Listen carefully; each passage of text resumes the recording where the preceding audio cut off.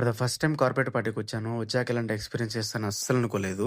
Hello మామ, నేను మీ హరి. ఇవాళ మన నేచురల్ ట్రాన్స్‌ఫర్మేషన్ సిరీస్‌లో డే 26. ఇవాళ మన రెగ్యులర్ వర్కౌట్స్‌తో పాటు కాలిస్థానిక్ పొజిషన్‌లో చేసే బాడీ హోల్డింగ్ కూడా చేశాను. దానికి చేయాల్సిన బేసిక్స్ ప్రాక్టీస్ చేశాను. ఈ ఫ్రాగ్ పొజిషన్ లాస్ట్ టైమ్ ఒక వీడియోలో చేసాము. ఈ రోజు కూడా ఒక 1 మినిట్ అలాగే బాడీని ఫ్రాగ్ పొజిషన్‌లో హోల్డ్ చేసి, ఇంకా అలా తలని నేల కానిచ్చి లెగ్స్‌ని పైకి పుష్ చేయడానికి ట్రై చేశాను.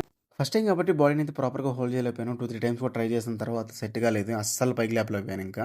ఈవినింగ్ ఆఫీస్ అయిపోయాక ఆఫీస్ దగ్గరలోనే గ్నోమి అనే కాక్టైల్ బార్‌లో మాకు టీమ్ డిన్నర్ ప్లాన్ చేశారు. ఇంక వెళ్ళగానే టాక్సీ సెలెక్ట్ చేశారు. లోపలికి వెళ్లి చూడంగానే ఓపెన్ ఎయిర్ సిట్టింగు చాలా బాగుంది రిలాక్స్ అవ్వడానికి ఇక్కడ.